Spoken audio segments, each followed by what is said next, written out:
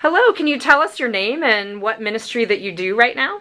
My name is Jonna Jensen, and I'm the Associate Conference Minister for the East Side of the Iowa Conference of the United Church of Christ. And tell us a little bit about how God called you to ministry.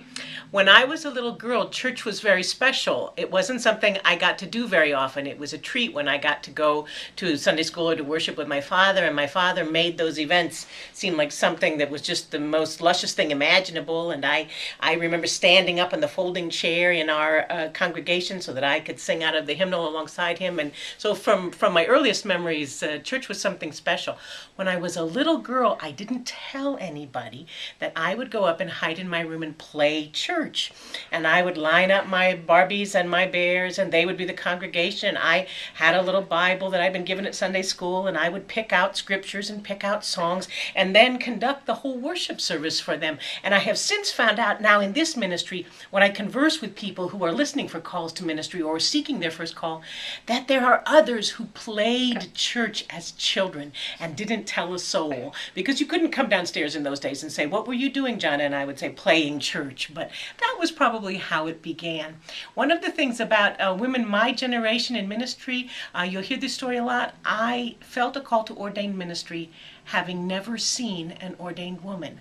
I didn't meet another ordained woman until I was ordained myself.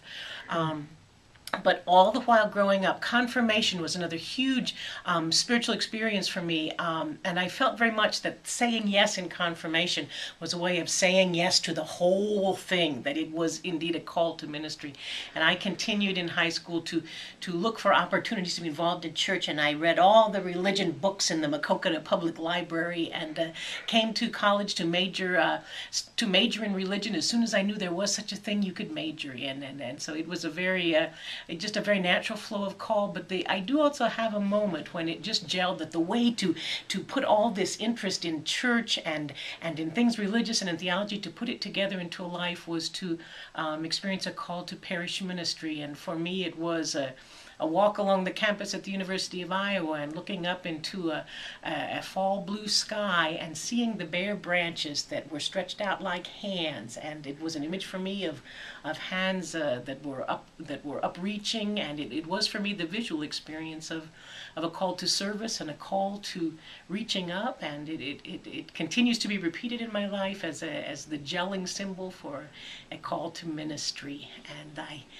I have been blessed to have lots of different work experiences that I think are part of the stew that became the life of parish ministry. And I think all of us who experience this call bring our own ingredients to the stew. I was a bartender and a house painter and a nurse's aide, and came later to share also work in humor as a humorist and a stand-up comedian. And I think whatever other work we bring, these things are not separate from ministry. These are the things we bring together into the stew and into the mix that is our call. And so it's a great delight to share my story, and I look forward to hearing yours.